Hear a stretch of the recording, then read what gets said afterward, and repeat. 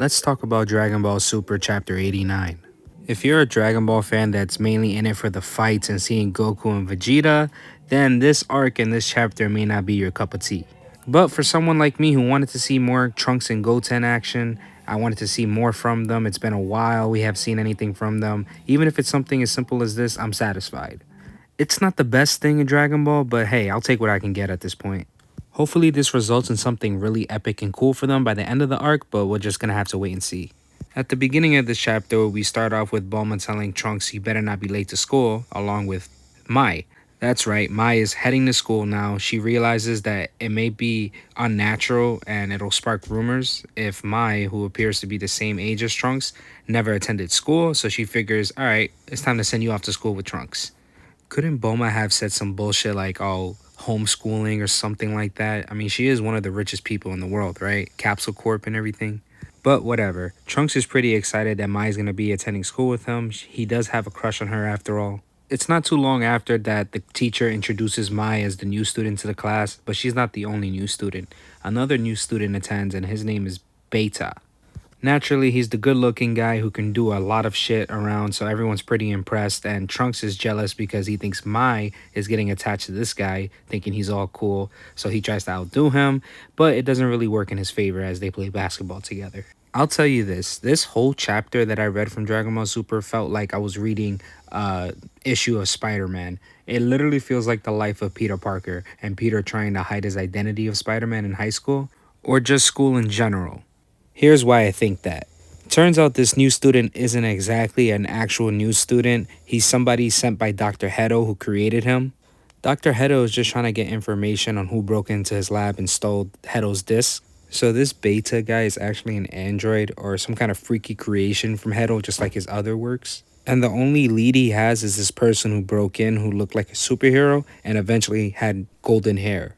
Mai's the first to figure out that this dude isn't a normal guy based on the back of his neck. He has those stitchings and weird patterns. Alerting Trunks about this, he now realizes what's going on, and this has to do with his Saiyan Man business. Just to be clear, he labels himself as Saiyan Man X1. So here's where the Spider-Man similarities come into play.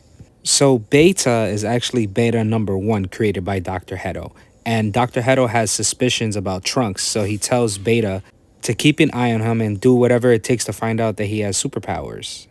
So he does everything he can to try to get Trunks to expose himself. He throws a football right at Trunks' head. Trunks has to dodge it, but he has to dodge it in a way that it doesn't make him seem suspicious. So he goes ahead and tries to tie his shoes at that moment, and even takes it a step further. While the ball just missed Trunks, it starts ricocheting off the walls and comes back to Trunks to hit Trunks on the head, and Trunks, while he made the ball hit his head, he directed it next to the fire extinguisher, and the extinguisher explodes and goes all over Beta. And I swear, from this moment alone, it made it look like Peter Parker Flash Thompson moment. Flash Thompson being the quarterback, trying to mess with Peter. Peter, of course, has his spider senses, so he tries to avoid danger from himself, but he can't expose himself exactly, so he does take the L at times and takes the sacrifice of being quote-unquote humiliated, but at the same time, there's also moments where Peter uses it to his advantage. And it doesn't stop there. Beta continues to try to get Trunks to expose himself, so the next scene we get is him in the lunchroom. This time Beta tried to make it seem like it was an accident with him spilling his soup all over Trunks, but Trunks moves out the way just in time and catches it in his bowl and makes it seem like Beta is just being a nice person because Trunks wanted extra soup after all. So we just get all these fun and games in this chapter. Eventually, it leads to this moment outside where Trunks is finally leaving with Mai and a couple other people, and it looks like Beta's gonna knock over some stuff, so he needs to dodge it, but it's still gonna hit Mai. He's in a predicament. Until we run into Goten. Now, Goten is the reckless one. He's the careless one at times, and he lifts up a whole car with his bare hands to get a ball under the truck. Beta sees this, and naturally the suspicion goes immediately to Goten. After Dr. Hedo gets report of this, the order is sent out to go after him and get the disc back. And now the superhero action begins. Beta exposes his outfit. He's in a supervillain outfit, and he attacks Goten. And Goten is just playing defense at this point. He doesn't really want to expose himself, but he knows that he can't keep playing around. He has to fight back. You know how I was making comparisons earlier to Spider-Man?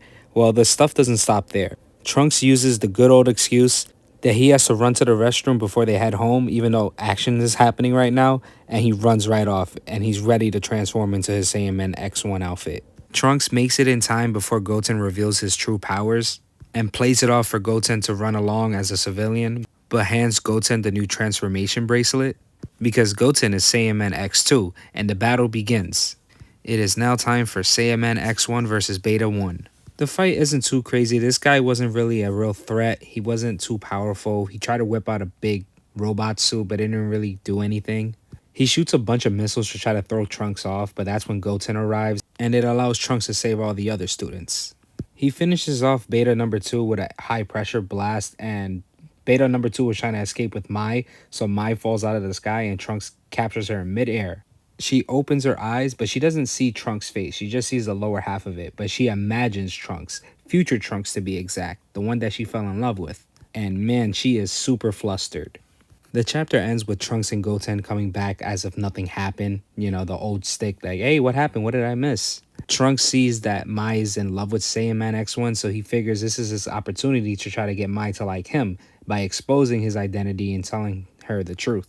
Before he can, Goten stops him because that's not what heroes do, okay? They're going to be undercover at all times. He can't reveal himself, especially not with everyone listening. So Goten just cockblocked the hell out of Trunks. Trunks is upset, and the chapter ends with Dr. Hedo getting ready to make another creation to fend off against these. He has his targets now. He now knows to target Saiyaman X1, X2, and Mai. And if you're confused with why he's attacking Mai too, earlier in the chapter, when the battle was going on, Mai was holding Trunks' bag, which contained the disc that Dr. Hedo was looking to recover.